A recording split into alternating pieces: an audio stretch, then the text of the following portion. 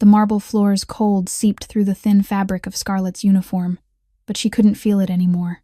Pain had become background noise, just something she'd learned to ignore, like hunger, like exhaustion, like Victoria Harrington's shrill voice whenever she found a speck of dust on the glass. Do it again. Do it again, Scarlett. She pressed her forehead to the floor and breathed in the lemon bite of cleaner mixed with her own sweat. 27 years old, and invisible, that was what she'd become. The girl who cleaned up after people who never once looked her in the face. Sometimes Scarlett wondered if she still cast a shadow, or if she'd faded into the furniture, turned into an object in someone else's palace. That night, the Harrington estate was preparing for a grand party. Security was doubled. Men in expensive suits couldn't quite hide the weapons beneath. Their eyes swept every dark corner like hunters on the move. Scarlett slipped through the service corridor, trying to be unseen the way she always was. But she smelled him before she saw him. Sandalwood and whiskey, costly leather, and something darker beneath it, something that made the hair along her neck lift the way it does before a storm. Danger, instinct whispered. A predator. Lost, are you? The voice came from behind her, low, smooth as distant thunder. Scarlett turned, and the world tipped. He stood in the shadows, a figure carved from black night and sharpened edges, nearly 6'3", broad shoulders straining a black suit in a way that suggested violence held tightly in check. A face made of ruthless lines and aristocratic bone, the kind of handsome that made you think of a blade, wanting to touch it just to see if it was sharp. But what frightened Scarlett most was his stillness. He didn't move. He didn't blink. He simply existed in that space like a panther deciding whether she was worth the chase. "I'm sorry, sir," she said, her voice smaller than she wanted, breaking like a frightened child. He tilted his head, studying her the way a scientist studies an insect. Scarlett Monroe, 27, from Nashville, Tennessee, orphaned at 19. Sister died 2 years ago. Heart disease, not enough money for surgery. He paused, his storm gray eyes sweeping her pale face. 3 part-time jobs, $47,000 in medical debt, 4 hours of sleep a night, skipping lunch to send money to pay it down. The blood drained from Scarlett's face. "How do you—" "I have a habit of knowing everything about the people who move through space I occupy." He stepped closer, and the corridor seemed to tighten around them, close enough for Scarlett to see the faint scar crossing his throat, silver catching the light on olive skin. His eyes were the color of a storm about to break, holding something ancient and tired, as if he'd seen every ugliness in the world and walked out the victor, but not unscarred. "This corridor leads to the wine cellar," he said, lowering his voice. "The wine cellar leads to the garage. The garage leads outside. A smart escape route for someone trying to avoid attention. I wasn't going to, I know." He stepped back, giving her the space she desperately needed. "You're not that kind of person. You lower your eyes, fold yourself smaller, apologize for existing. You've been beaten down until you forgot how to stand straight." The comment, delivered so casually, felt like being stripped bare. Scarlett wanted to protest, to defend herself, but the words dried in her throat. Because he was right. When had she become this person? When had she started apologizing for taking up space in the world? "Mr. Vittori." Victoria Harrington's voice smashed the moment apart like a hammer through glass. She appeared at the end of the corridor, her face tight with a panic she didn't hide well. "I didn't realize you'd arrived early. This way, please. Everything has been prepared. I'm speaking with your employee." His gaze didn't leave Scarlett. "Very considerate. Your training." Victoria looked at Scarlett like she wanted to kill her. "Scarlett, get back to work. Now." Scarlett nodded, grabbing her cleaning supplies with trembling hands. But as she turned away, he spoke again. "Scarlett." She stopped, turned back, met those storm gray eyes. "Be careful with the floors tonight. They'll be slick." His voice dropped, intimate despite Victoria standing there. "And stay away from the 3rd floor after 9 o'clock. Dangerous things happen in dark corners at parties like this." It wasn't a suggestion. It was an order, spoken with the absolute certainty of a man accustomed to being obeyed. But beneath the authority, Scarlett heard something else, something that was almost concern. Then he was gone, following Victoria down the corridor, and Scarlett was left trembling against the wall, her heart hammering so fast she thought she might faint. 2 hours later, she'd understand why he'd warned her. 2 hours later, she'd find Marcus Vittori, the most powerful Mafia boss in New York, on the floor of the 3rd floor conference room. One hand clutched to his chest, his face gray with pain. whispering for her not to leave him to die alone. And Scarlet, the invisible girl, the girl who'd learned to run from trouble, would kneel beside the most dangerous monster in the city, cradle his head in her lap, and promise he wouldn't be alone in his final moments. She didn't know it was a test. She didn't know he was looking for something in her, something money couldn't buy and power couldn't force. She only knew that when a man took her hand and said, "Don't leave me alone," she couldn't turn her back and walk away. And that decision, that moment when Scarlet chose compassion over survival, would change everything. If you want to know what happens when an invisible girl holds a dying monster in her arms, please tap like to support the channel. Share this video with anyone who loves emotional romance stories. And don't forget to subscribe and turn on notifications so you don't miss the next part. The party began at 8 o'clock sharp. The Harrington estate transformed completely beneath soft golden lights, and the echo of classical music drifting from the main sitting room. Guests poured in like a tide, bringing the scent of expensive perfume and the hollow sound of manufactured laughter that bounced along the corridors. Scarlet moved through the crowd with a tray of champagne in her hands, trying to be invisible the way she always was. But her eyes kept searching for one figure.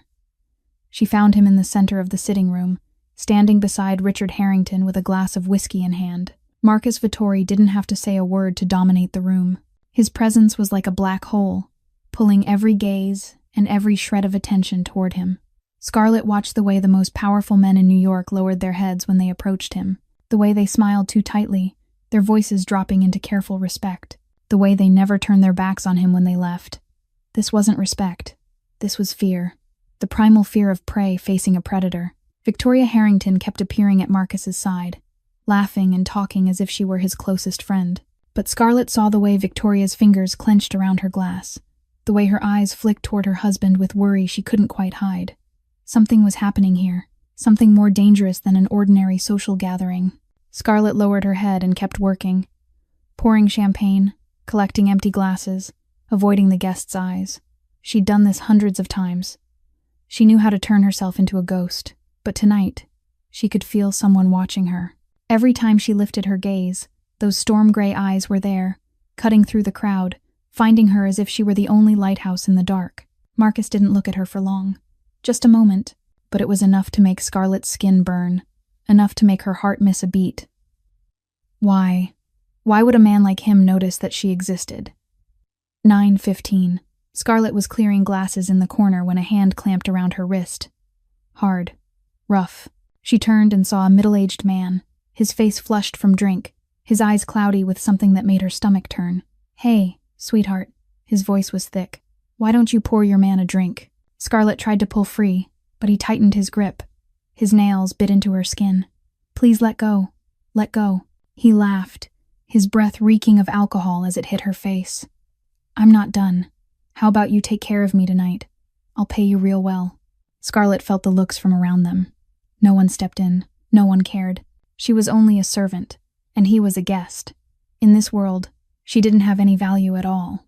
She opened her mouth to call for help, and the air suddenly went cold. The drunk man went pale, his hand falling away from Scarlet's wrist as if he'd touched fire. Scarlet turned. Marcus was standing right behind her. He didn't touch her. He didn't stand too close. But his presence was a wall of steel between her and the drunken man. "Gerald," Marcus said, saying the man's name as lightly as if he were speaking to the air. "I hear your company's looking for a very large loan." Gerald swallowed, his face shifting from red to a sickly white. "Mr. Vittori, you were just harassing an employee at a party I'm attending." Marcus never raised his voice. He stayed calm, as if he were discussing the weather. "I hate men who can't keep their hands to themselves. You understand me?" Gerald nodded frantically, backing away sideways like a crab, then vanished into the crowd so fast it was almost a run. Scarlet stood there, her heart stuttering, her wrist still marked with red. She lifted her eyes to Marcus. He didn't look back at her. His gaze stayed fixed on the place Gerald had disappeared, cold and distant, as if what had just happened wasn't worth remembering. Then he walked away. Not a word, not a glance, as if Scarlet didn't exist. But she knew the truth. He'd saved her. The most powerful man in the room, the man who made all of New York tremble, had just protected an unknown maid without needing her to beg. Why? The question burned in Scarlet's mind as she watched his back disappear into the crowd. She didn't know that in a few hours, she'd have her answer, and that answer would change her life forever. 9:45. The party was still raging downstairs, the laughter and the classical music drifting up as if from another world. Scarlett was clearing glasses at the secondary bar when Victoria Harrington appeared beside her, lips pressed into a thin line of hatred. "Scarlett." Her voice was ice. "Go to the 3rd floor. Now. The conference room needs to be cleaned before the private meeting begins." Scarlett went rigid. The 3rd floor. The exact place Marcus had warned her to stay away from after 9 o'clock. "Ma'am, I thought Maria was assigned to that area tonight." "Maria's busy." Victoria cut in, her eyes narrowing with something poisonous. "You go, and don't let anyone see you lingering in the corridor. In, clean, out, understand." Scarlett wanted to refuse, wanted to say she couldn't, but when she looked into Victoria's cold eyes, she knew resistance was pointless. This woman could fire her for a wrong glance. And Scarlett couldn't afford to lose this job. Not when she still owed $47,000 in her sister's medical bills. "Yes, ma'am." She lowered her head, hiding the fear crawling up her spine. Victoria turned away without another look, her heels striking the stone like a hammer driving nails into a coffin. Scarlett stood there for a moment, watching her disappear. Marcus's warning echoed in her mind. Stay away from the 3rd floor after 9 o'clock. Dangerous things happen in the dark corners at parties like this. She should listen. She should find a way out. But what choice did she have? Scarlett picked up her cleaning tray and started up the stairs. Each step felt heavier by the pound. The music from below faded, replaced by the thick silence of the upper floor. The corridor lights on the 3rd level were dimmer than on the others, casting long shadows on the walls like fingers beckoning her closer. Scarlett felt the hair rise on the back of her neck. Something was wrong. The air up here was different, heavier, more suffocating, as if the walls themselves were holding their breath, waiting for something to happen. She stopped at the conference room door. Inside was pitch black. Not a sound. Maybe the room was empty. Maybe she only needed to go in, clean quickly, and leave. Nothing to be afraid of. Scarlett took a deep breath, pushed the door open, and stepped inside. Her hand searched for the light switch on the wall. The lights flared on, and the world stopped. Marcus Vittori was on the floor. His body was curled tight, one hand clutching his chest, the other reaching out as if trying to grab hold of something. His face had gone gray, drained of blood, sweat slick across his forehead. Those gray eyes that were usually storm-cold were wide now, filled with pain and fear. "Help." His voice was nothing but a torn whisper. "Help me." Scarlett's tray slipped from her hands and crashed to the floor with a sharp, shattering clang. She stood there, feet nailed in place, her heart battering against her ribs. This was Marcus Vittori, the most powerful mafia boss in New York, the man who made the entire city tremble, and he was lying on the floor, dying, right in front of her. "Run!" Survival screamed inside Scarlett's head. "This isn't yours. This is a world of guns and blood, of shadow wars she couldn't begin to understand. If she got involved, she would die. Run. Call someone. Pretend you didn't see anything." But then those gray eyes found her. And in Marcus's gaze, Scarlett didn't see a ruthless mafia boss. She saw a man who was afraid, who was alone, who was dying in the dark with no one beside him. And that image split her heart open, because she'd seen that look before, in Maddie's eyes, her sister's. 2 years ago, on a hospital bed, when Maddie took her hand and whispered in a weak, fading voice, "Don't leave me alone, sis. Will you stay with me?" Scarlett had stayed. She'd held Maddie's hand until her final breath. She'd held her when her heart stopped beating. And now, looking into the eyes of a stranger on the floor, she couldn't walk away. She couldn't walk away. Scarlett's legs moved before her mind could give the order. She rushed to Marcus, dropped to her knees on the cold floor, and placed shaking hands on his shoulder. "Mr. Vittori, can you hear me? I'm calling an ambulance right now." She started to rise to find her phone, and his hand clamped onto her wrist, so hard she couldn't move.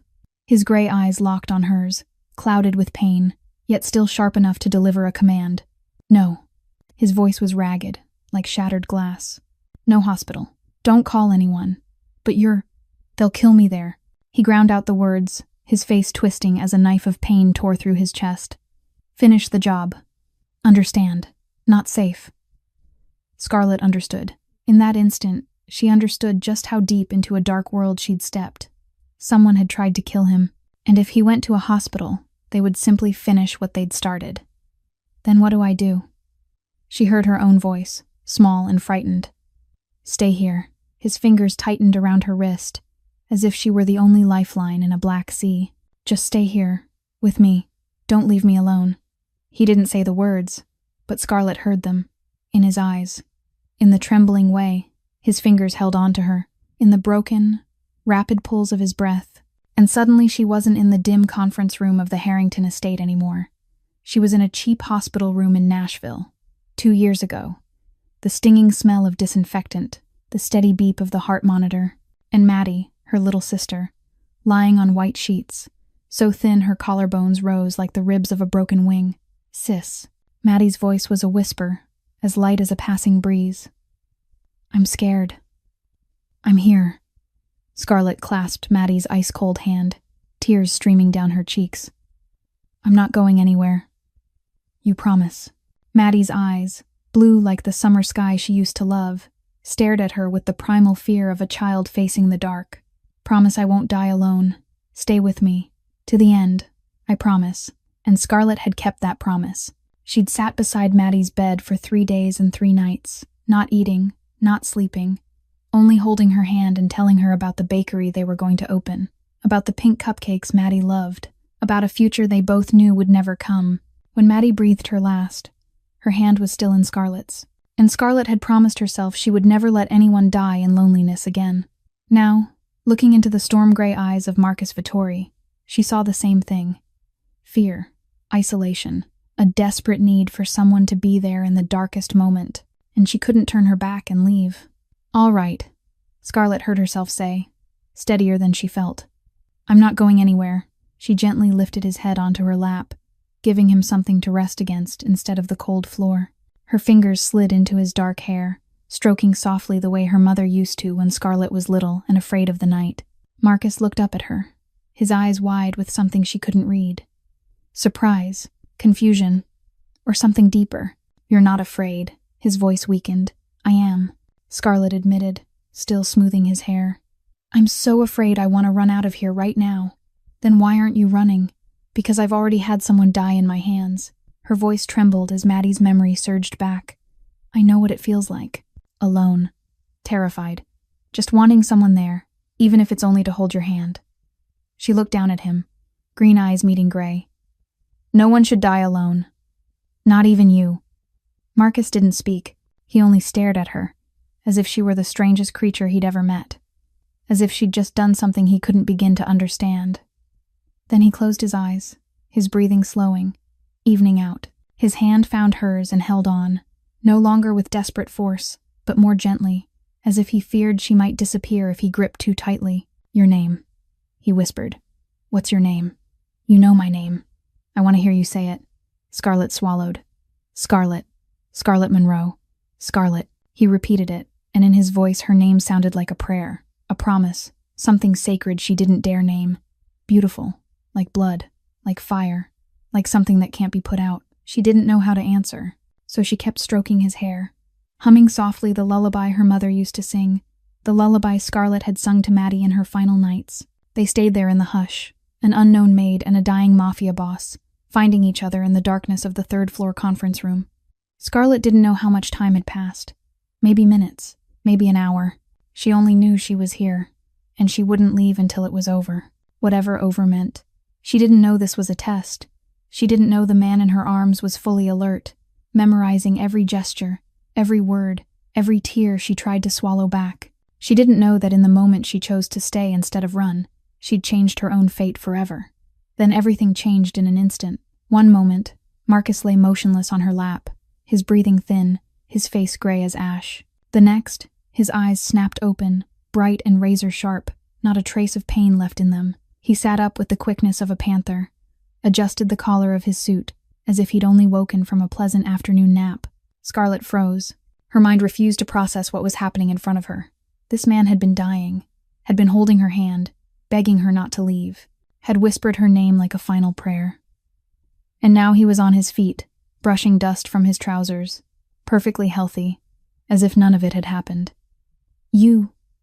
Her voice cracked. You were pretending. Marcus turned to look at her. His face settled back into its familiar coldness, no remorse in those gray eyes. Yes, One word. Just one word. No apology. No explanation. Only a bare admission, sharp as a blade against skin. Scarlett felt as if she'd been slapped. She surged to her feet, legs trembling so hard she nearly fell, but a flare of fury in her chest held her upright. The fury she'd crushed for years, through every time she'd been stepped on, through every night she'd cried alone for Maddie, for an unfair life, for everything she'd been forced to endure. You were pretending. She said it again, louder now, shaking with rage. You lay there holding my hand, looking at me like you were about to die. And it was all an act. It was a test, Marcus said, as calm as ever. Necessary. Necessary. Scarlett laughed, the sound bitter enough to tear her throat. I thought you were dying. I sat there and sang to you, and told you about my sister, about Maddie, about things I've never said to anyone, and you lay there pretending. She stepped forward and shoved his chest. Marcus didn't budge, like she'd shoved a stone wall.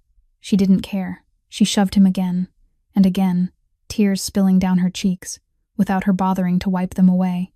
Who do you think you are? You think you have the right to play with someone else's feelings like that? I was so scared I thought I'd die. Do you understand? I saw my sister in your eyes. I relived the night she left. And it was all just some sick joke to you. Marcus let her push, let her yell, his gray eyes never leaving her face for a single second. Then, when she finally stopped, breathing hard, soaked in tears, he spoke. It wasn't a joke. His voice was still low, but something in it had shifted. Softer. It was the only way I know to find the truth. What truth?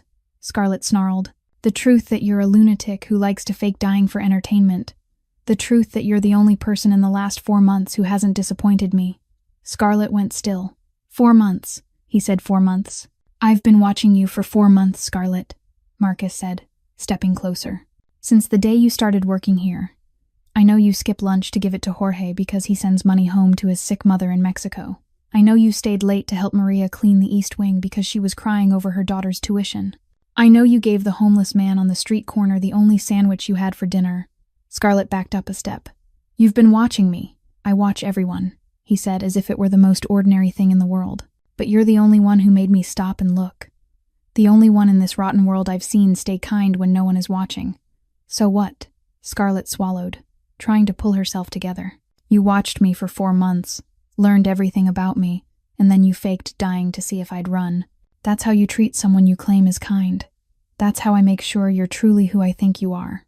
Marcus stopped directly in front of her, close enough that she could feel the heat of his body. My world is full of people wearing masks, Scarlett. People who smile at me in daylight and stab me in the dark. People who would sell me out for money, for a taste of power. I can't trust anyone. I can't. So you thought I was like them too. I thought you might be different. And for the first time, Scarlett heard something in his voice she hadn't recognized before. Weariness, loneliness, hunger. But I had to be sure. I had to know that when I truly needed someone, when everything collapsed, you wouldn't run. And now you know, Scarlett said, her voice bitter. I stayed. I held you. I sang to you like an idiot. Are you satisfied now? Marcus looked at her, his gray eyes deep as the ocean. No. There's one more thing I want to ask you. His voice changed again, and something in it stole Scarlett's breath. One question that will change everything. For you, and for me. I want to marry you. 6 words. Only 6 words. And Scarlett's world stopped spinning. She stood there with her mouth open, her mind refusing to process what she'd just heard. She had to have misheard him. She had to. This man had just faked dying to test her, had just admitted he'd been watching her for 4 months, and now he wanted to marry her. You heard me, Marcus said, as if he could read her thoughts. I want you to be my wife. You're insane. It was the first thing Scarlett managed to say. You're completely, absolutely, incurably insane. Maybe, he agreed, not the slightest bit offended. But I still want to marry you. Scarlett laughed, the sound sharp as shattered glass. We just met. Truly met. I mean, not you lurking in the shadows, watching me like some creep. You don't know anything about me. I know you give your lunch away even when your stomach is burning with hunger. Marcus stepped closer, his voice lowering. I know you keep Maddie's cupcake recipe in your wallet, even though you haven't dared make it again since the day she died. I know you cry in the bathroom every anniversary of her death. then wipe your face and come back out to work like nothing happened. I know you dream of a small bakery, but you buried that dream with your sister because you think you don't deserve to be happy when she isn't here. Each sentence was a needle, piercing the armor Scarlett had built for years. She backed up until her shoulders hit the wall, nowhere left to go. "Stop," she whispered. "Please stop. I know you, Scarlett." Marcus stopped directly in front of her, gray eyes locked on hers, not from a file or a report. "I know you from 4 months of watching you live, watching you fight, watching you fall and stand back up. You're the kindest person I've ever met in this rotten world." "So what?" Scarlett asked, her voice shaking. "You found a kind person, and now you want to own her. Lock her in a golden cage so you can stare at her." "No," Marcus shook his head. "I want someone truly beside me, not because of my money, my power, or because they're afraid of me, but because they genuinely want to be there." He lifted his hand, his fingertips brushing her cheek, so light Scarlett almost thought she'd imagined it. "I'm tired, Scarlett. Tired of guessing who will betray me next. Tired of smiling faces with knives behind their backs.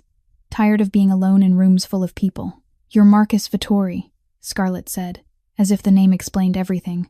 "You could have anyone. Beautiful women, rich women, powerful women. Why me? A penniless maid, because those women would run when they saw me dying on the floor," Marcus answered, bitterness roughening his voice. "They'd call their lawyers to ask about my will before they called an ambulance. They'd calculate how much my death would be worth to them." He looked at her, and in those storm-gray eyes Scarlett saw something she hadn't expected. Sincerity, hurt, a loneliness so deep it made her chest ache. "But you knelt down and held me." His voice dropped. "You sang to me. You promised I wouldn't die alone. You gave me something no one has ever given me in my 36 years. Unconditional compassion." Scarlett didn't know what to say. She stood there with her back against the wall, heart skittering, her mind spinning with questions that had no answers. "I need time," she finally managed. "To think, to understand what's happening." "You have until midnight," Marcus said, his voice returning to its familiar chill. "The garden behind the estate, the fountain. Go there and give me your answer. And if I say no, then I'll let you go," he said, and Scarlett was shocked to hear the sincerity in his voice. "I'll erase your debt, find you a better job, a decent apartment, and I'll disappear from your life as if I'd never existed." "Why?" Scarlett asked, unable to understand. "Why be kind to me if I refuse you?" "Because you deserve a choice," Marcus said, and for the first time she saw the corner of his mouth lift into a sad smile. "Your whole life you've never been allowed to choose anything, always shoved into a corner by circumstances, always forced to accept whatever life throws in your face. I won't be one more person who forces you." He turned and walked toward the door. "Midnight, Scarlett. The fountain. Don't be late." The door closed behind him, leaving Scarlett alone in the conference room with a million thoughts spiraling through her head. She looked at the clock on the wall. 10:15. She had less than 2 hours to make a decision that would change her entire life. Marry a Mafia boss, or walk away with freedom and a new life. Insane. All of it was insane. But deep in her chest, in the place she'd buried along with Maddie, something stirred. Something she thought had died a long time ago. Hope. Scarlett didn't have time to think. She'd barely stepped out of the third-floor conference room, her head still spinning with Marcus's insane proposal, when Victoria Harrington blocked her at the top of the stairs. "Follow me." Her voice was cold as ice, allowing no refusal. "The private meeting is about to begin. You'll serve." Scarlett wanted to say no. She wanted to tell her she needed time, needed to breathe, needed anything except facing Marcus Vittori again. But the sharp chill in Victoria's eyes left her no choice. She followed her downstairs, into a room she'd never been permitted to enter before. Richard Harrington's private study. The air was thick with the smell of expensive cigars, and a tension so heavy it felt alive. Richard sat behind an oak desk, his face pale, sweat beading on his forehead even though the air conditioning blasted. And across from him, Marcus Vittori lounged in an armchair like a king on a throne, comfortable and dangerous. 2 other men stood behind Marcus, faces set like stone, arms folded across their chests. Bodyguards, or, more honestly, paid killers. "Ah, the drinks are here," Marcus said as Scarlett entered, his voice light as if nothing in the world weighed on him. But his gray eyes found her instantly, and she caught something flash there before it vanished. She lowered her head, poured whiskey into a glass with hands that trembled just slightly, then retreated to the corner like a shadow. But she wasn't deaf. She heard everything. $2 million, Richard, Marcus said, still gentle, yet carrying a threat he didn't bother to hide. $2 million vanished from shipments moving through your port over the last 6 months. You think I wouldn't know? Richard swallowed, his throat working as if he were trying to force down a stone. Mr. Vittori, this is a misunderstanding. The books could be wrong. I'll check again and… I don't like misunderstandings, Marcus cut in, his voice dropping a notch. And I especially don't like people who steal from me and then lie to my face. Victoria, standing beside her husband, went pale. She gripped the chair so hard her knuckles turned white. They both knew they were on the edge of a cliff, and Marcus Vittori was the one deciding whether they fell or were pulled back. However, Marcus suddenly changed his tone, leaning back as if he were settling in for an easy conversation. I'm a reasonable man. I'm willing to forget this debt. If you satisfy one small request. Richard looked like a drowning man grabbing a rope. Anything, Mr. Vittori. Anything you want. Marcus turned his head and looked straight at Scarlett in the corner. Her. I want her. Scarlett went rigid. She felt every gaze in the room swing toward her, felt as if she'd been stripped bare in front of strangers. Richard and Victoria exchanged a look. Then Victoria opened her mouth, and what she said shattered Scarlett's world into pieces. She's not for sale, Mr. Vittori. Victoria's voice was cold, but there was a sick, triumphant gleam in her eyes. She already belongs to us. Belongs, Marcus echoed, lifting an eyebrow. Victoria stood, walked to the filing cabinet, and pulled out a stack of papers. She placed it on the desk in front of Marcus with a poisonous smile. A binding employment contract. 5 years. She signed when she started working here through our agency. Completely legal. Scarlett's head spun. What contract? I only signed normal hiring paperwork. You didn't read what you signed, Victoria said, turning toward her with a mocking edge. It's a special employment agreement. 5 years of mandatory service. No quitting. No transferring. If you breach it, we sue for full repayment of training costs and damages. Around $150,000. $150,000. Scarlett already owed $47,000. Add that, and she'd drown in debt for the rest of her life. That's why no one quits here, Victoria went on, her voice practically pleased with itself. What did you think? How do you think we keep staff with wages that low? You're all slaves.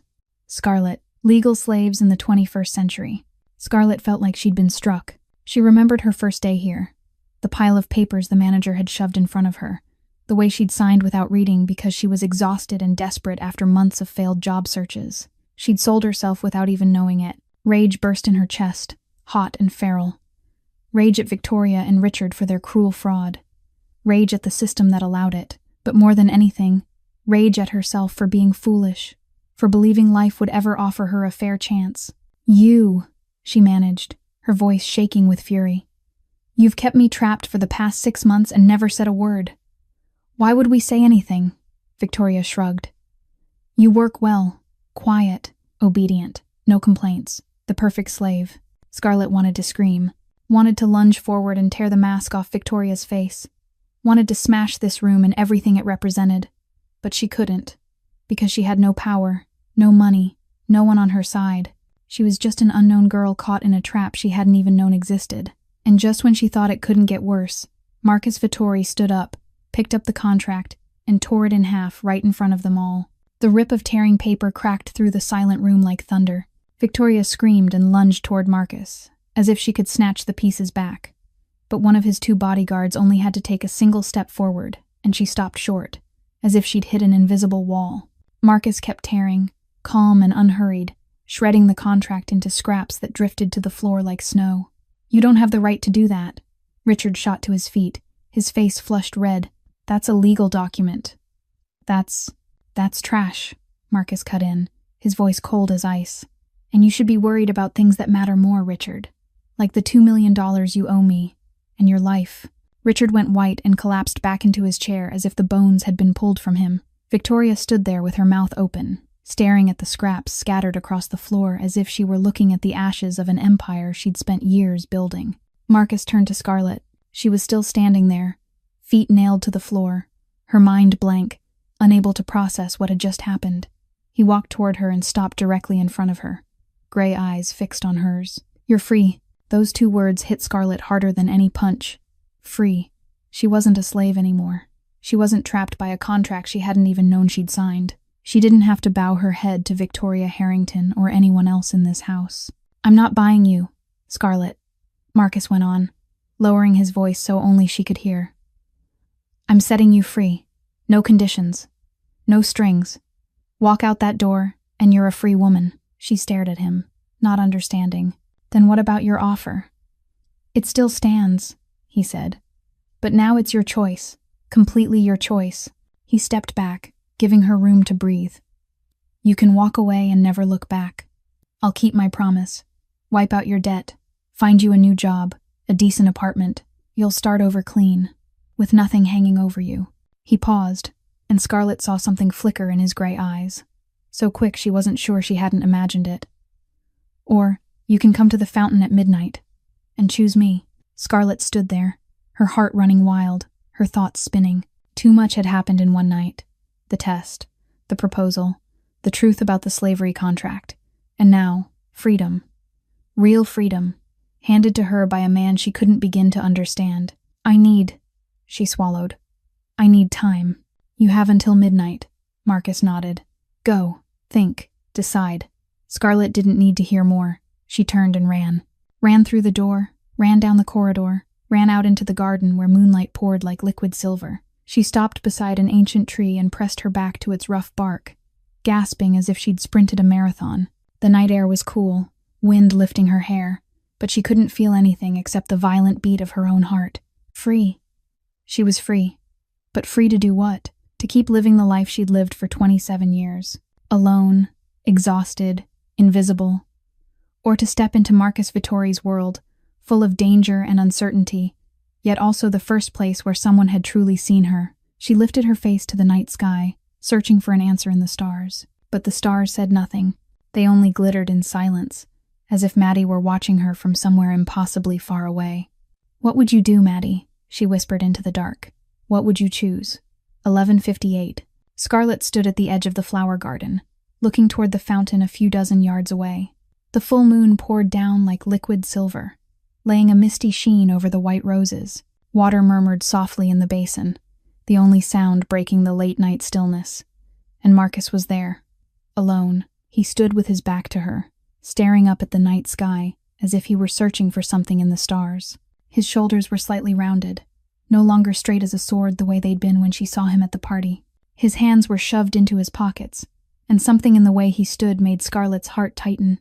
For the first time, Marcus Vittori looked vulnerable, like an ordinary man waiting for the most important answer of his life, not sure whether that answer would be yes or no. Scarlett took a deep breath and stepped forward. Her heels clicked on the stone path, and Marcus turned. Storm-gray eyes found her in the darkness, and she saw something flicker there. Relief, hope, or something deeper she didn't dare name. "You came," he said, his voice low, but Scarlett heard the surprise beneath it. "I wasn't sure you would." "I wasn't sure either," she admitted, stopping a few steps away. "For the last 2 hours, I've thought of 100 reasons not to come here, and I'm still here." Marcus didn't speak. He only watched her, waiting, giving her the room to say what she needed to say. Scarlett looked down at her hands, fingers laced together with tension. "I've been asking myself one question all night," she said, her voice quiet but steady. "When was the last time someone truly saw me? Not looked through me like I'm furniture, not looked at me like I'm a tool to use, but actually saw me." She lifted her head, green eyes meeting gray, and I realized the answer is tonight. "You're the first person who's seen me in the last 2 years." Marcus stayed silent, but Scarlett saw his jaw tighten, saw his fingers curl hard inside his pockets. "You know I give my lunch to Jorge," she went on. "You know I cry on Maddie's anniversary. You know I'm scared and lonely and exhausted. You know all the ugliest parts of me. And you're still standing here, waiting for me. Because those things aren't ugly," Marcus finally said, his voice rougher than usual. "They're proof you're still human, Scarlett. In this rotten world, that's rarer than you think." "What about you, then?" She stepped closer. "Are you still human, Marcus Vittori? Or have you become the monster people say you are?" The question hung between them, heavy and sharp as a blade. Marcus looked at her, and for the first time she saw him lower every shield. No cold mafia boss, no dangerous predator, only a 36-year-old man, tired and lonely down to the bone. "My mother was killed when I was 10, he said, his voice distant, as if he were talking about someone else, right in front of me. She was the only person in this world who loved me without conditions, and I had to watch her die and couldn't do a thing." Scarlett felt pain flare in her chest. "Marcus, my father died 5 years ago, betrayed by the man he trusted most." He kept going as if he hadn't heard her. "After that, I didn't trust anyone. I couldn't. Because every time I trust, I lose something that matters." He looked at her, and in those storm-gray eyes, Scarlett saw the pain he'd hidden for 26 years. "I don't know if I'm still human, Scarlett. I've done terrible things. I've killed people. I've destroyed the lives of anyone who stood against me. I'm a monster, just like they say." He paused and swallowed. "But when you held me tonight, when you sang to me and promised I wouldn't die alone, for the first time in 26 years, I felt like a normal man." "You don't have to be a monster alone," Scarlett heard herself say, softer than she meant. "No one should be that lonely. Not even you. So what's your answer?" Marcus asked, his voice trembling slightly despite his effort to control it. "Will you stay with the monster? Or will you walk away?" Scarlett looked at him, at the man who'd faked dying to test her, who'd watched her for 4 months, who'd torn up the slavery contract and handed her freedom without demanding anything in return. Insane. All of it was insane. But her whole life had been a chain of insane things, and at least this time, she had the right to choose her own madness. "Yes," she said, and the word came out softer than she expected. "My answer is yes." Marcus went still for a beat, as if he didn't believe what he'd heard. Then he stepped forward, closing the distance until only inches remained. His hand rose, fingers brushing her cheek, gentle as if he were afraid she might shatter. "Are you sure?" he whispered. "Because once you're mine, I'll never let you go." "I'm sure," Scarlett said, leaning into his palm. "I choose you, Marcus Vittori. Monster or not." He kissed her, soft at first, as if he were asking permission, as if he still couldn't believe she was truly there. Then, when Scarlett lifted her hands and wrapped them around his neck, pulling him closer, the kiss deepened, hotter, more desperate. They stood beneath the moon beside the murmuring fountain, 2 lonely souls who had finally found each other. And when they broke apart, Marcus whispered into her hair, "We're going to Vegas tonight. We'll get married before dawn, before you can change your mind." Scarlett laughed, and for the first time in 2 years, it rose from somewhere deep in her chest, real and unguarded. "I won't change my mind. Good." He kissed her forehead. "Because neither will I."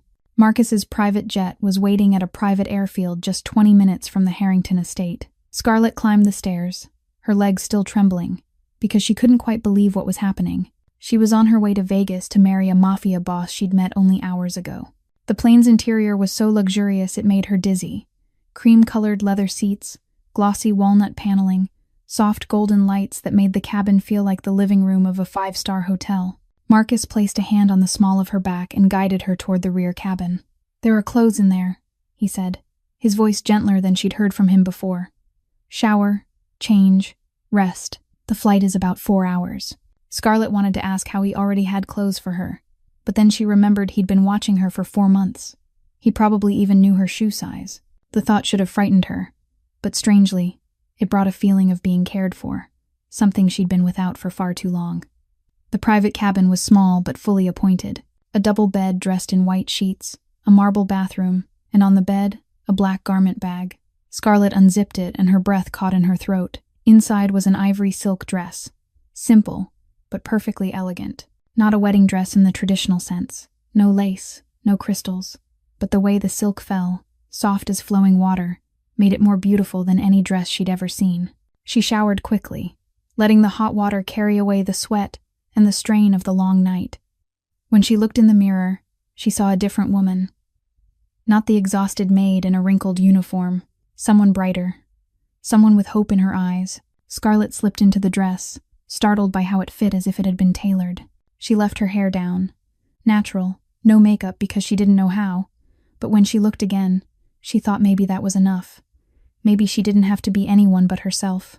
When she stepped out of the cabin, Marcus was sitting in his seat, staring out the window at the endless stretch of night sky. He turned at the sound of her footsteps, and Scarlett saw his gray eyes widen, saw the way he swallowed as if she'd stolen his breath. "Beautiful," he said. Just one word. But the way he said it made her cheeks burn. "I knew you'd be beautiful. But this..." He shook his head, as if he couldn't find words that were big enough. Scarlett sat in the seat across from him, her hand smoothing the silk over her thigh without thinking. They were quiet for a moment, but it wasn't an uncomfortable silence. It was the silence of two people learning how to exist in the same space. "Tell me about your mother," Scarlett said at last. "Not how she died, how she lived." Marcus looked at her, surprised by the question. Then he leaned back, his gray eyes going distant, as if he were staring into memory. "She liked to cook," he said, his voice softer than Scarlett had ever heard. "Every Sunday she made pasta from scratch, even though we had a private chef. She said cooking with your hands is a way to show love without words." He paused and swallowed. "She used to sing when she cooked, old Italian songs I didn't understand, but I still remember the melody. Sometimes, in the middle of the night when I can't sleep, I still hear her voice in my head." Tears rose in Scarlett's eyes, not because she pitied him, but because she understood. She understood what it was to miss someone so much you could still hear them in your dreams. "Maddie loved baking," she said, her voice trembling slightly. "She dreamed about opening a small bakery in Nashville, near our old house. She planned everything, from the paint color on the walls to the menu. Strawberry cupcakes were her signature, because they were the first things she ever learned to make." Scarlett paused and drew a careful breath. "After she died, I couldn't look at cupcakes anymore. I couldn't smell strawberries without wanting to cry. I buried her dream with her, because I thought I didn't deserve to live it when she wasn't here." Marcus reached across and took her hand. His palm was warm and steady, anchoring her to the present. "Maybe you're wrong," he said. "Maybe living that dream is how Maddie still exists. Through you, through what you bake." Scarlett looked at him and saw the sincerity in his gray eyes, and she understood that this was why she'd said yes, not because he was rich or powerful, but because he understood. He understood her pain in a way no one else ever had. They talked through the rest of the flight, sharing pieces of the past they'd never shown anyone. Marcus told her about his father, about harshness and crushing expectations, about how he learned to become a monster to survive. Scarlett told him about the years after their parents died, about dropping out of school to work and support Maddie, about nights she cried alone because she didn't know what tomorrow would bring. When the plane landed in Vegas, dawn was breaking on the horizon, painting the sky a breathtaking pink and orange. The small chapel Marcus chose wasn't the loud kind with neon and a fake Elvis.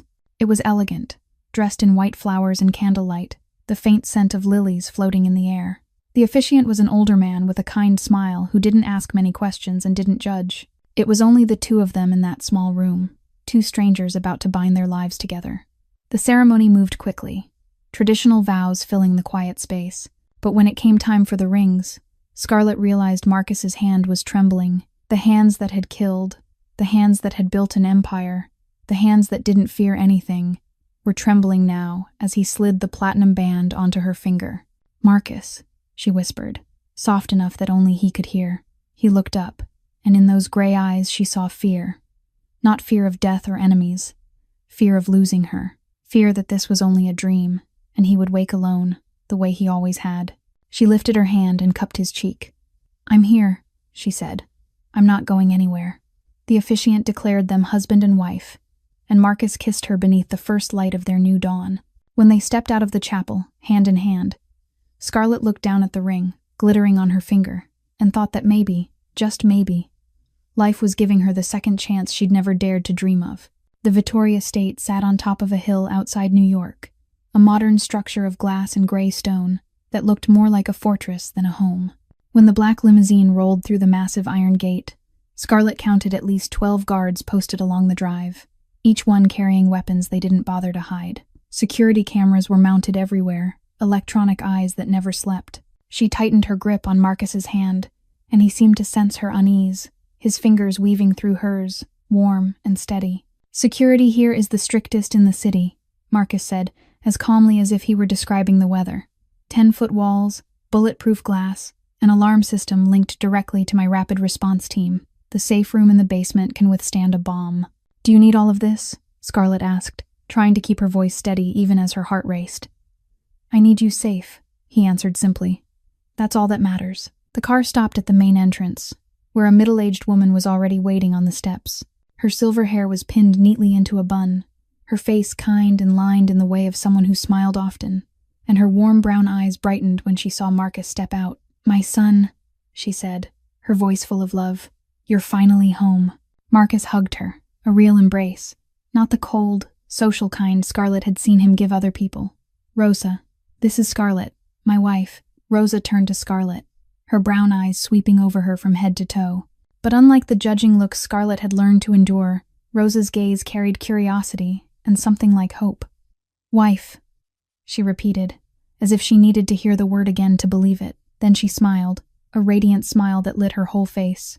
Lord have mercy, finally. Girl, you've done what I've been praying for 10 years. You got this stubborn boy to open his heart. She stepped forward and wrapped Scarlett in a hug. And Scarlett stood there, stunned, unsure how to respond. How long had it been since someone held her like this? Not Maddie's last fragile embrace, but the warm, sheltering hug of an older woman, motherly and safe. Welcome home, Scarlett, Rosa whispered into her ear. Home. The word echoed in Scarlett's mind as Rosa guided her inside. The mansion was enormous, but not as cold as Scarlett expected. Fresh flowers were everywhere, red and white roses arranged in crystal vases, their scent soft in the air. Late afternoon sunlight poured through tall glass windows, laying warm bands of light across the oak floors. Marcus doesn't like flowers, Rosa murmured to Scarlett as they passed the sitting room, but I keep putting them out anyway. A house needs flowers to have a soul, and now this house has you. I think it'll finally have a real spirit. The master bedroom was on the second floor, a wide space with windows looking out over the back garden, a king-size bed dressed in crisp white linen, a crystal chandelier glittering overhead, and a small balcony where you could see the whole city at sunset. Scarlett stood in the middle of the room and suddenly felt small, out of place. Everything here was too lavish, too different from the cramped rooming house she'd once shared with 3 other girls. She didn't belong here. She was only a maid, an orphaned girl with no money to her name. Who was she to stand in the palace of the most powerful Mafia boss in New York? Scarlett. Marcus's voice came from behind her, and she turned to find him in the doorway, his jacket off, sleeves rolled up on a white shirt. He looked less frightening, closer, like an ordinary man instead of a crime lord. What are you thinking? He asked as he came nearer. I'm thinking I don't belong here, she admitted. You belong wherever I am, Marcus said, simple and certain as an undeniable truth. And I'm here. So you belong here. That night, when they lay side by side on the bed that felt too big, Marcus didn't demand anything. He only lay there, one arm tucked behind his head, the other reaching for her hand in the dark. We'll go at your pace, he said, his voice low and warm. I can wait. Until you're ready, until you truly want to. Scarlett lay there listening to her own heartbeat, feeling the warmth of his hand. Outside the windows, the city glittered like a small galaxy. Inside the room, she felt safe. For the first time in 27 years, Scarlett Monroe felt truly safe. And as she drifted into sleep, her hand still holding Marcus's, she dreamed of Maddie smiling at her from somewhere far away, nodding as if to say that at last, her sister had chosen right. The family meeting took place the following afternoon, in Marcus's private office on the first floor. Scarlett stepped into the room with butterflies churning in her stomach, her hands clenched behind her back to hide their trembling. She'd known this moment was coming, the moment she'd have to face the people closest to Marcus and prove she wasn't a threat. But knowing didn't mean she was ready. 2 people were waiting inside. The man by the tall window was built like a tower, broad-shouldered, black hair cut short and neat, and brown eyes cold as ice. He looked at Scarlett the way you'd look at an insect that needed to be crushed, contempt written plainly across his sharp-boned face. The woman on the sofa looked younger, maybe 32, with long black hair and gray eyes so much like Marcus's that Scarlett knew immediately they shared blood.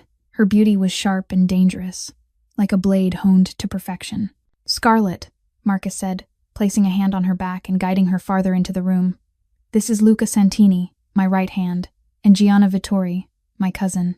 Luca didn't bother to greet her. He only folded his arms across his chest, those brown eyes still frozen as they swept over Scarlett from head to toe. So this is the girl you married overnight. His voice was low and cold. A maid. No family, No money, no power. Have you lost your mind, Marcus? Luca, Marcus warned, his voice dropping into something dangerous. It's fine, Scarlett heard herself say, surprised by how steady she sounded compared to how she felt. Let him talk. I want to hear all of it. Luca lifted an eyebrow, apparently surprised she didn't shrink from him. He stepped closer, looming like a wall, deliberately using his height to press down on her. I've been with Marcus since we were 10, he said, warning in every syllable. I've killed for him, nearly died for him, protected him from people who want to put a knife in his back, vipers hiding behind the masks of friends and lovers. Who do you think you are to deserve standing beside him? Luca, that's enough. Marcus started forward, but Scarlett lifted a hand to stop him. Let me, she said, meeting Luca's eyes head-on. He has every right to doubt me. They all do. Gianna, who'd been silently watching from the sofa, finally spoke. Her voice was sweet, but there was venom underneath. Do you even understand what you're walking into, Scarlett? This isn't a fairy tale. There are no happy endings in our world. Only blood, betrayal, and death. I know, Scarlett said. I'm not stupid. Then what do you want? Gianna rose and stepped to stand beside Luca, the two of them forming a united front. His money, his power, his protection. Everyone wants something from Marcus. What do you want? Scarlett looked at them, two people trying to protect Marcus in their own way. She understood that. She respected it, but she wasn't going to let them intimidate her. I want to tell you a story, she said, her voice calm. That night, I found Marcus on the floor of the conference room, one hand on his chest, his face gray as ash. I didn't know who he was. I only knew there was a man dying in front of me, and he asked me not to leave. She paused and swallowed. I could have run. I should have run. Every survival instinct in me was screaming to run, but I didn't. Why? Luca asked, still cold, but something had shifted in his eyes. Curiosity. Because my sister died in my arms 2 years ago, Scarlett said, her voice trembling slightly when she said Maddie's name. I held her when she took her last breath. I promised she wouldn't be alone, and when I looked into Marcus's eyes, I saw the exact same fear, the fear of dying alone in the dark with no one beside you. She drew a deep breath and lifted her chin. I don't want his money. I've lived with $47,000 of debt for 2 years. Money isn't what I need. I don't want power. I don't even know what power is. I only want one thing. What? Gianna asked, her voice less sharp now. To be seen, Scarlett said. To be seen when the whole world treated me like a ghost. And Marcus was the first person who truly saw me in 2 years. The room fell silent. Luca and Gianna exchanged a look, something unreadable passing between them. Scarlett continued, her voice stronger. You might not believe me. It might take you a lifetime to believe me. I don't care. I'm not here to beg for your approval. I'm here because Marcus chose me, and I chose him. If that isn't enough, that's your problem, not mine. Luca stared at her for a long moment. Then he did something Scarlett never expected. He laughed, not a mocking laugh, but a real one, softening the stone-hard lines of his face. You've got guts, he said. I like that. Gianna nodded, gray eyes weighing Scarlett with a new respect. You're not like the others. They'd cry or try to flatter us. You just stand there and tell us the truth to our faces. She smiled, a genuine smile. I think I'm going to like you, Scarlett. Marcus stepped beside Scarlett, his hand settling on her back, and she felt pride radiate from him like heat. She's my wife, he said, his voice no longer cold, but warm, and she belongs here. If anyone has a problem with that, say it to me. No one did. Luca nodded his acceptance. Gianna smiled. And Scarlett, for the first time since stepping into Marcus's world, felt like she actually had a place to stand. 2 weeks passed like a dream Scarlett didn't want to wake from, and each day she learned a little more about her new life, her new home, and the mysterious husband she was still trying to understand. Marcus wasn't a man of flowery words, but he showed love through small acts she was learning to recognize. In the mornings, he always rose first to make her coffee, exactly the way she liked it, even though she'd never said a thing. At night, no matter how late he came home, he always stopped by her room before he slept, just to make sure she was all right. He bought her books, the novels she used to sneak read in the bookstore, because she didn't have the money to buy them. He left white roses in her room every day, even though Rosa said he hated flowers. Small gestures, wordless, yet saying more than any confession ever could. Scarlett learned to care for him in her own way, too. She stayed up waiting on the nights he came home late, leaving a light meal ready in his office. She learned to read the fatigue on his face, to know when to speak and when to let silence do its work. She learned to brush his hair when he lay with his head in her lap, and he would close his eyes with a peace she'd never seen in anyone. They shared a bed every night, but Marcus kept his promise. He didn't demand anything. He only held her hand in the dark, sometimes pulling her into his arms when nightmares made her jolt awake. His patience moved Scarlett, but it also made her begin to want more. That night, Marcus came home close to midnight. Scarlett was sitting on the bed reading when she heard the door, and when she looked up, she saw him in the doorway, pale, his shirt wrinkled, looking like he'd just climbed out of hell. Scarlett set her book aside and stood, worried, asking what was wrong. But he didn't answer right away. He walked to her and pulled her into his arms, holding her so tightly she could barely breathe, and she felt his heart racing beneath the fabric, felt the faint tremor in his body as if he were forcing something down. She called his name again, softer, asking him to tell her. And finally he said, someone wanted him dead. Vincent Caruso, a man who'd put a price of $1 million on his head, and tonight Caruso's men had tried to ambush him on the way home. Scarlett went still. She'd known Marcus's world was dangerous. She'd known he had enemies, but hearing him say it made everything terrifyingly real. She asked if he was hurt, her hands moving over him to search for wounds, and he caught her hands and stopped her, saying he was fine. Luca had handled it, but he needed her to know that life beside him would never be safe. There would always be people who wanted him dead.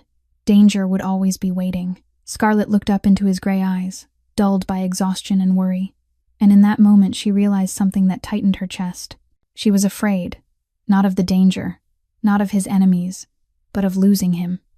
It had only been 2 weeks, and the thought of Marcus not being there made it hard to breathe. When had she started needing him like this? When had his presence become the air she lived on? She whispered that she was scared of losing him. She didn't know when it began, but she was scared. And when he tried to say her name, she cut him off, her voice shaking but steady, telling him she wanted to truly be his wife. Not a wife on paper, not the woman who lay beside him every night without touching. She wanted to be his wife in every sense. She wanted him. Marcus searched her face, those gray eyes looking for certainty, and he asked if she was sure, saying he could wait. He would wait as long as it took, but she told him she didn't want to wait anymore, her hand rising to his cheek as she said life was too short and too fragile to wait. She'd learned that when Maddie died, and she didn't want to waste another second. Marcus kissed her, no longer gentle like before, but full of longing and desperation, as if he'd been holding back too long and had finally been given permission to let go. And that night they found each other in a way they never had before. Marcus touched her, as if she were a treasure, slow and reverent, asking again and again if she was all right, if she wanted to stop. And Scarlett, for the first time in her life, felt love not just in words but in every touch, every breath, every look. When they lay together afterward, skin damp, breathing still uneven, Marcus pulled her into his arms and whispered into her hair that he loved her. He didn't know when it started, but he loved her, and Scarlett, for the first time in 2 years, cried because she was happy, whispering back that she loved him too. She loved him, Marcus Vittori. 3 months, the happiest 3 months of Scarlett's life, slipped by like a dream she didn't want to wake from. She'd grown used to her new life, used to waking in Marcus's arms, used to breakfast with Rosa, used to being loved and protected. She'd even started to think of Gianna as a sister, the kind of friend she'd never had. That day began perfectly. Gianna invited her shopping in an upscale Manhattan district, saying Scarlett needed a new dress for next week's charity gala. Thomas Reed, the bodyguard Marcus had assigned specifically to her, followed them with his usual smile. 29, easygoing, and kind, he'd become one of Scarlett's rare friends in this house. Gianna tugged Scarlett toward a designer boutique on the corner and insisted she try the red dress, saying Marcus would lose his mind if he saw her in it. Scarlett laughed and shook her head, admitting she wasn't used to wearing red because it felt too loud, too noticeable. Gianna only grinned and said that was exactly what Scarlett needed, because she was Marcus Vittori's wife now, and she had to be noticed. They stepped inside, afternoon sunlight pouring through tall glass panes and spilling over glittering evening gowns. Thomas held position near the entrance, eyes sweeping the street from habit, steady and watchful. Everything was normal, everything was safe, until it wasn't. The first gunshot cracked like thunder on a bright day. Glass shattered. People screamed, and Scarlett's world flipped in an instant. Thomas shouted for her to get down and hurled himself toward her like a human shield. He knocked her to the floor and covered her with his body just as a burst of bullets tore through the space where she'd been standing. Shards of glass rained down like knives, sharp fragments biting at her skin. But she didn't feel pain. Not really. Only that primal fear that froze blood in the veins. Scarlett screamed Gianna's name, searching in panic, and Gianna's voice answered from somewhere behind the cashier counter, saying she was fine. Gianna had drawn a gun from her purse and was firing back through the ruined storefront. The gunfire kept erupting, deafening and unreal. Thomas lay over Scarlett, one arm wrapped around her, the other hand firing toward the attackers. Scarlett felt something warm and wet, soaking into her clothes, and when she looked down, she saw blood. Thomas's blood. She cried out his name and tried to push him off so she could see the wound, but he clenched his jaw, face turned pale with pain, and told her to stay still, not to move. That backup was coming. Everything felt like a nightmare. Gunshots, glass breaking, the screams of shoppers scattering in terror. Scarlett pressed against the floor with glass biting her back, Thomas's blood spreading across her shirt, and she thought this was the moment she would die. Then the shooting stopped as abruptly as it had begun. Tires shrieked on pavement, police sirens wailed in the distance, and footsteps, familiar and furious, pounded through the wreckage. Marcus's voice tore through the chaos, raw with desperation and fear, as he called her name again and again. Scarlett forced herself upright, easing Thomas aside as gently as she could, and told Marcus she was there. She was here. Marcus appeared amid shattered glass and overturned displays, his face white as paper, his gray eyes gone wild with a terror she'd never seen in him before. He dropped to his knees beside her, hands shaking as he checked her inch by inch for wounds, demanding to know if she was hurt, if the blood was hers. Scarlett grabbed his hands and tried to steady him, telling him no. It wasn't her blood. It was Thomas's. Thomas had covered her. Thomas had. Marcus's gaze snapped to Thomas on the floor, blood running from a wound in his shoulder and hip. Luca was already there, pressing hard against the injuries while calling for an ambulance. Luca said Thomas would be okay. The bullets hadn't hit anything vital, but he needed a hospital now. Marcus nodded once, then turned back to Scarlett. And for the first time since she'd known him, she saw him cry. Not sobbing, not breaking apart, just silent tears slipping down his cheeks as he pulled her into his arms and held her so tight she could barely breathe. He whispered into her hair that he thought he'd lost her, that when he got the call, when he heard there was a shooting, he thought she was gone. Scarlett held him back, and her own tears finally came, telling him she was here. She was still here. She wasn't going anywhere. Then Marcus's voice hardened, shifting from fear to a cold, lethal rage, as he said it was Caruso, that these were Caruso's men, that Caruso had dared to touch her. He released her and stood, and Scarlett saw the change in his eyes. The gentle husband who held her hand at night vanished. This was Marcus Vittori, the Mafia boss, the monster New York feared. He said he would kill Caruso, that he would burn Caruso's entire empire to ash. Scarlett got to her feet and caught his hand. She told him to look at her. When he did, she saw the storm of fury in his gray eyes. She told him she didn't need revenge. She needed him safe. She needed him with her. She needed him not to do something reckless. Marcus stared at her for a long moment, then drew a deep breath and pulled her close again. He promised it would never happen again. He swore no one would be allowed to touch her again, even if he had to burn this entire city to the ground. And Scarlett, standing in the wreckage of the boutique, with Thomas's blood still wet on her clothes, understood for the first time what it truly cost to love a man like Marcus Vittori. But she didn't regret it. Even if she had to live inside danger, even if she had to face people who wanted her dead, she would still choose him, because he was her home, and she wouldn't let anyone steal her home from her again. The meeting of the Mafia families was held 2 weeks after the attack, at an upscale restaurant in Midtown Manhattan that Marcus owned. It was the annual gathering, where the most powerful bosses in New York sat down together to divide territory, settle disputes, and keep the fragile balance of the underworld from collapsing. And this year, Marcus wanted Scarlett to come with him. "You don't have to do this," Marcus said as she stood before the mirror in the dressing room, staring at the reflection of a woman she barely recognized. "I can go alone. No one is forcing you to face Caruso after what he did. It's because of what he did that I have to go," Scarlett answered, calmer than she felt. If I hide at home, he'll think I'm afraid. And I'm not afraid. She wore the red dress Gianna had chosen, blood red, silk hugging her body, falling to the floor like running water. The Vittori color, the color of power, passion, and war. The first time she wore it, she didn't feel out of place anymore. She felt like it belonged to her. Marcus stepped behind her and opened a black velvet box. Inside was a classic set of diamond jewelry, a necklace, and earrings, the stones glittering under the light like frozen tears. My mother's, he said as he fastened the necklace around her throat with a gentleness that didn't match his reputation. She wore them on her wedding day, and now they're yours. Scarlett touched the cold diamonds against her chest and felt their weight, the weight of history and meaning.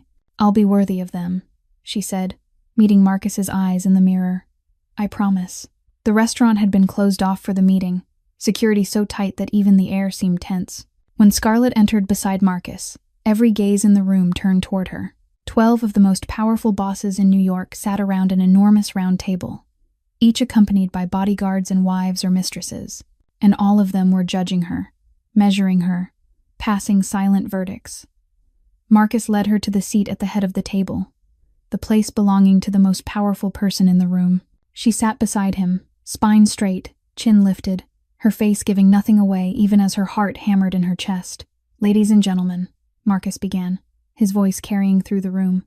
Before we start, I want to make an official introduction. This is Scarlett Vittori, my wife. Silence. Then laughter broke out from the far end of the table. Vincent Caruso, 45, with a soft, heavy face and eyes as poisonous as a snake's, laughed as if he'd just heard the greatest joke of the century. Wife, he said, dripping contempt. Vittori, are you kidding me? I heard you married a maid, but I didn't believe it was true. Who is she? Is she here to serve us drinks tonight? A few snickers rose from men aligned with Caruso. Scarlett felt heat rush into her face, felt shame and anger boiling in her chest, but she didn't bow her head. She didn't run. Maddie had taught her there were moments when you had to stand, even if your legs were shaking. Marcus's jaw tightened, rage flashing across his face as if he were about to speak, but Scarlett placed a hand on his arm and stopped him. Let me, she murmured, and then she stood. The room went still, every eye fixed on her, waiting. Caruso was still smiling, expecting her to cry, to flee, the way weak women always did when he played his games. He was wrong. Mr. Caruso, Scarlett began, her voice calm and steady enough to surprise even herself. You're right. I used to be a servant. I used to kneel on the floor and scrub for men like you. I used to lower my eyes. I used to apologize for existing. I used to be invisible in this world. She paused and let her words settle. But do you know what, Mr. Caruso? While I was on my knees cleaning floors, I learned how to watch. I learned how to recognize who's kind and who's a venomous snake. I learned how to survive in a world that never gave me anything. She stepped forward, and Caruso's smile began to fade. And I also learned how to recognize a coward, a man who needs guns to attack a woman shopping because he doesn't have the courage to face her husband directly. A man who has to humiliate others just to feel taller. She stopped in front of him, staring straight into those snake eyes without flinching. My bodyguard, Thomas Reed, almost died shielding me from bullets. He spent 2 weeks in the hospital, went through 3 surgeries, and he'll carry those scars for the rest of his life. Because of you.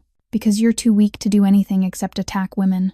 Caruso's face reddened, his hand curling into a fist. You dare. I do. Scarlett cut in, her voice sharp as a blade. I dare to stand here, look the man who tried to kill me in the eyes, and tell him he doesn't scare me. You want to call me a maid? Go ahead. But you will respect my position. Because I'm Scarlett Vittori, Marcus Vittori's wife, and any move against me will be answered as a move against the entire Vittori family. She turned and looked at the other bosses in the room, one by one. That applies to everyone here. I may come from nothing, but I stand here today as an equal to all of you. If anyone has a problem with that, say it now. Absolute silence. No one spoke.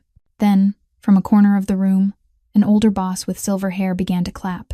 Slowly at first, then faster. Another joined. Then another.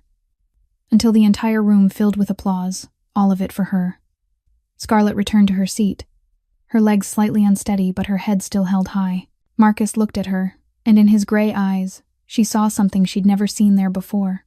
Not only love, not only pride, respect, You just did what no one in this room has ever managed to do, he whispered, only loud enough for her. You just shut Vincent Caruso up.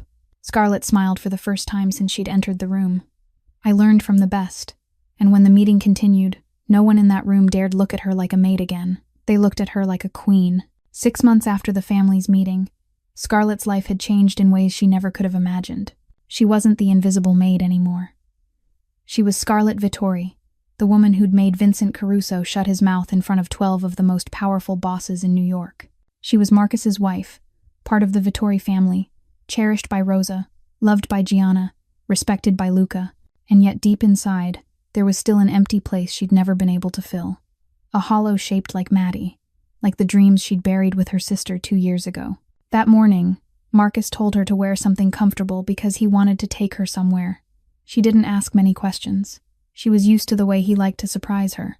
They drove through Manhattan, over the Brooklyn Bridge, into a quiet neighborhood lined with green trees and small, charming shops pressed close together. Marcus pulled up in front of an empty storefront on a corner. Big glass windows, a teal awning, and a for rent sign hanging in the door. There was nothing special about it, and yet something made Scarlett's heart start to race. Come with me, Marcus said, opening her door. They stepped inside, and Scarlett looked around. The space was bare, but flooded with natural light from the windows. The wooden floor was old but solid. The ceiling was high, with exposed beams that made it feel warm and intimate. She could picture it immediately. Small tables in the corners, a glass pastry case in the center, the smell of fresh baked bread and sugar drifting through the air. Marcus, it's yours, he said, pressing a key into her palm. Your bakery, if you want it. Scarlett stood there, staring at the key, as if it were something from another planet. She didn't understand. She didn't dare understand. What are you saying? I remember what you told me about Maddie, Marcus said, his voice gentle. About her dream of opening a bakery. About how you buried that dream with your sister because you thought you didn't deserve to live it alone. He stepped closer, cupped her cheek. You were wrong, Scarlett. You deserve it. You deserve every good thing in this world. Tears spilled down Scarlett's cheeks. Tears she couldn't stop. She looked around the empty room and suddenly it wasn't empty anymore. She saw Maddie behind the pastry counter, smiling as brightly as she had when she was alive. She saw neat rows of pink cupcakes. She saw customers coming and going. She saw her sister's dream reborn in every corner. You can't, she tried to say, her voice breaking. You can't just buy me everything. I'm not buying it, Marcus replied. I'm investing. In you, in your dream, in the future you deserve to have. He wiped her tears with his thumb. And if you still feel uneasy accepting it, then think of it as your work. You'll run this bakery. You'll make it succeed. That's how you repay me. If you need a reason, Scarlett laughed through her tears. You always know how to say the exact thing I need to hear. I had 4 months watching you to learn, he said with a rare smile meant only for her, plus 6 months as your husband. I've become an expert on Scarlett Monroe. Scarlett Vittori, she corrected, resting her hand on his chest. I'm Scarlett Vittori now. Marcus pulled her into his arms, holding her tight in the empty room that would soon become her bakery. Maddie's. Theirs. I love you, he whispered into her hair. I love you more than I ever thought I could love anyone. You gave me something I didn't know I was missing. You gave me a real family. I love you too. Scarlett whispered back, tears still falling but no longer sad. I love you, Marcus. Thank you for seeing me. Thank you for giving me this dream. Thank you for bringing Maddie back to me like this.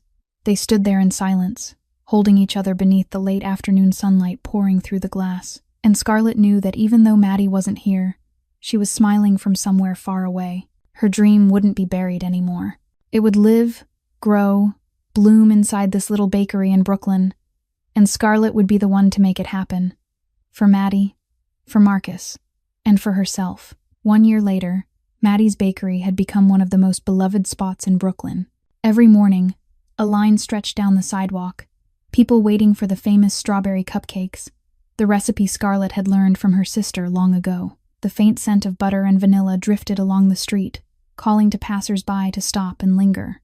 And Scarlett, the woman who once knelt on a cold floor scrubbing marble in the Harrington estate, now stood behind her pastry counter with a bright smile, her hands dusted with flour, her heart full of happiness. That afternoon, after closing the shop, Scarlett drove back to the Vittori estate. She still wasn't used to calling it home, even though she'd lived there for more than a year. But every time she passed through the iron gates, every time she saw the warm lights glowing in the windows, she knew this was where she belonged. Marcus was waiting in the living room, sitting on the sofa with a glass of whiskey in his hand, his gaze distant as he looked out the window. He turned when he heard her footsteps, and a smile spread across his face as if she were sunlight after a long day of rain. "You're home," he said, setting the glass down as he rose. "How was the bakery today?" "Busy as always." Scarlett stepped closer and let him pull her into his arms. "Rosa had to come help because I couldn't keep up with all the orders." "I told you to hire more people," he said. "I know. I will. Next week." She rested her head against his chest and listened to the steady beat of his heart, a sound that had become the lullaby that carried her to sleep every night. They stood like that for a while, holding each other in the wide living room as sunset poured through the glass, painting everything a warm orange gold. Then Marcus spoke, his voice low and gentle. "I want to ask you something." "Ask." "It's been a year. A year since that night in the garden. Do you regret it?" Scarlett lifted her head and looked at him, into the gray eyes she'd learned to love, at the face of the man who'd changed her life. "Not for a second," she answered, steady as stone. "Even if I could go back to that moment 1,000 times, I'd still choose you. Every time. Always." Marcus kissed her, soft and tender, as if they had an entire lifetime to kiss and there was no need to rush. That night, lying in his arms, Scarlett stared at the ceiling and let her thoughts drift like water. A year ago, she'd been an invisible girl, kneeling on a cold floor, believing she didn't deserve anything good. She'd lost her parents, lost Maddie, lost every scrap of hope. She'd thought life was nothing but surviving one day to the next, nothing more. Then a man had pretended to be dying on a conference room floor, gripped her hand, and begged her not to leave, and she had stayed. That choice, that moment when she chose compassion over survival, had changed everything. It had led her to Marcus, to love, to the family she never believed she'd have. It had given her Maddie's bakery, given her the chance to live her sister's dream. It had given her a home, not made of brick and mortar, but made of hearts that loved her without conditions. Scarlett turned and looked at Marcus sleeping beside her, his face peaceful as a child's, no longer the feared Mafia boss New York trembled at. To her, he was just Marcus, the man who saw her when the world treated her like a ghost, the man who gave her freedom and then asked her to choose him, the man who loved her with every scar and shadow she carried, her monster, her husband, her home, forever. Scarlett and Marcus's story teaches us that sometimes the best things come from the most unexpected places, that compassion can change a destiny, that everyone deserves to be loved and truly seen no matter where they come from, and that in a world that can be cruel, keeping a kind heart is the greatest strength a person can possess. If this story touched your heart, please hit the subscribe button and turn on notifications so you won't miss moving stories every day. Please hit like and share this video with the people you love. We'd truly love to know how you feel about this story. Have you ever felt invisible like Scarlett? Do you believe in the power of compassion? Leave a comment and share what's in your heart. We'll read every line and cherish every single one. Thank you for staying with us until the very end. Wishing everyone watching this video good health, a joyful life, and peaceful days filled with comfort. Goodbye, and we'll see you again in the next video.